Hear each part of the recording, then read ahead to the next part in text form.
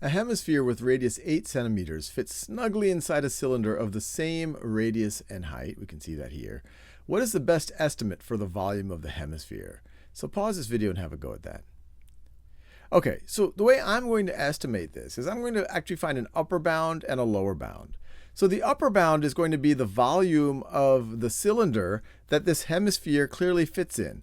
So this hemisphere and the cylinder touch right over there. 8 centimeters is also the height of that cylinder. So whatever the volume of the cylinder, which we know how to find, that's going to be an upper bound for the volume of the hemisphere. So how could we find a lower bound? No, something that the hemisphere has to be larger than. Well, we can imagine a cone that's inside of the hemisphere. So let's imagine a cone that looks like this. If we figure out its volume, that will fit inside the hemisphere. So its volume is going to be less than the hemisphere. So let's first do, let me see where I can have some space. The volume of the cylinder is going to be equal to the area of the base, which is pi times the radius squared. The radius is 8 centimeters, so that squared is 64. So it's going to be 64 pi times the height times 8 times 8. So this is going to be equal to 512 pi. And then let's see, the volume, I'll do it down over here. The volume, maybe I should do it in that pink since I drew the cone in pink. So the volume of the cone is going to be equal to 1/3. It's actually essentially 1/3 times the volume of this cylinder right over here. So it's going to be 1/3 because 1/3 times the base, the area of the base times the height.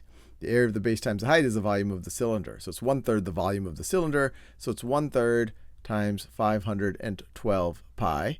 So that's equal to, let's see, this actually is not straight up divisible by 3, but I'll just write 512 over 3, or 512 pi over 3.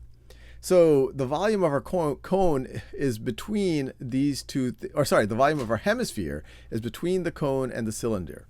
So let me write this in another color. So the volume of the hemisphere is going to be greater than, actually it's going to be strictly greater than 512 pi over 3, and it's going to be less than 512 pi. So let's think about this. They don't give it in terms of pi here. So it's going to be, this is going to be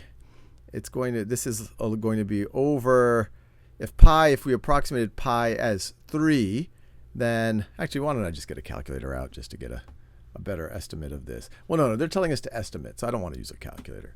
All right, so if I were to say this is going to be, this right over here is approximately equal to, if I just multiplied by 3, that'd be 1,536. But if I multiply by 3.14, you're going to add another, let's see, if you just multiply by 3.1, you're going to add another 51. So it's going to be approximately 1,600 over here. And this one is going to be approximately 1,600 divided by 3. And so that's going to be, well, give or take, I don't know, approximately 500 or so. And so we actually have two reasonably good candidates here. We could either have the 1,070 cubic centimeters or the 800. Now the key is for it to be 800, this hemisphere has to be less than half of the cylinder. And this definitely does not look like less than half of the cylinder. Obviously, we are just estimating here, so that's why I'm going with that. And so that's why I like the 1,070 cubic centimeters. In future videos, we'll actually learn the formula for the volume of a sphere. I could tell it to you, but anyway, you could look it up. And then obviously you would take half of that for the hemisphere. But we will do that at another time.